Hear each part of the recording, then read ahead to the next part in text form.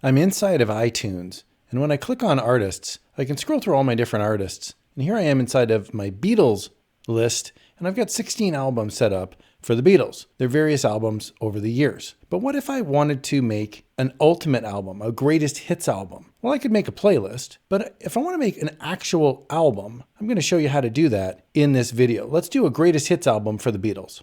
Okay, so if you're using a personal computer like I am, I'm using a Windows PC. I've set up in Microsoft Windows Explorer different folders for all of my albums.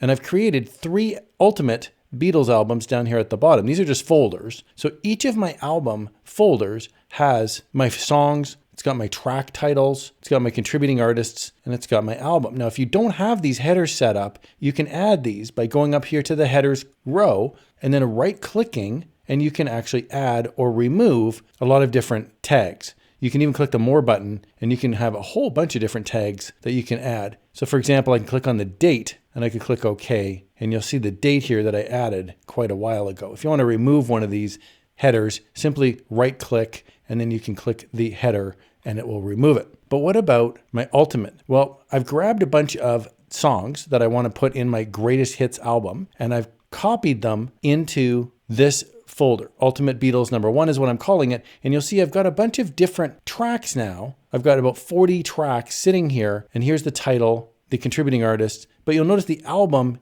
is different. So if I were to import this into iTunes, I'm just going to wind up with these different albums. That's not what I want. So what I'm going to do instead is just click one track, hit Control A, and I'm going to right click, and I'm going to go into Properties.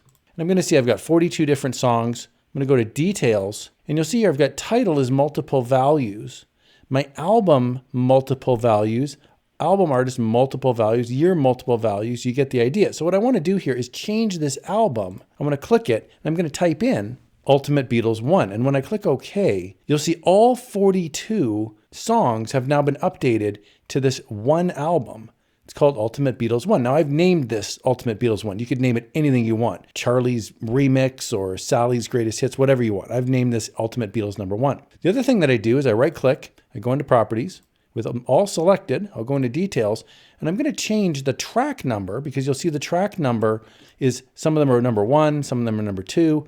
I'm going to change the track number to a number greater than the number of songs that I have. So I have 42 songs selected. I'm going to select 99 for my track number. I'm going to click OK. You'll see the track now updates to now 99. And the reason I do that is going to become evident in iTunes in just a second. So now I've got all of my songs and I've got the album. Now I want to point out the name of my file doesn't really matter. These names of the files do not actually import into iTunes. The title is what imports into iTunes. So you want to make sure your title is correct. All right, so now I'm going to go into iTunes and I'm going to go File and I'm going to go Add File to Library. Okay, and I have my folder selected here. I'm going to go Ultimate Beatles #1 and I'm going to go down here and click Open. Now it's going to have all 42 songs. I'm going to do Control A, select them all, and I'm going to click Open. And we can see here now Ultimate Beatles #1 has come up. And inside of this album, I have all of my tracks listed.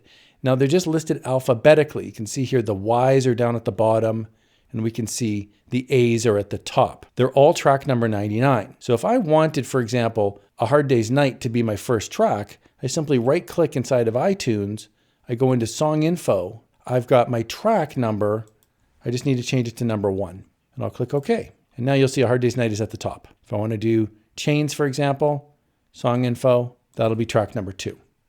And I can just go through and I can order these to be whatever order I like. And that, my friends, is how you can make a greatest hits album, not a playlist, but an actual album that stands alone on your iTunes. I really hope you found this helpful. If you have any questions about iTunes, leave me a comment in the comment section. I'd love to hear from you. Here's another video. Let's have some fun.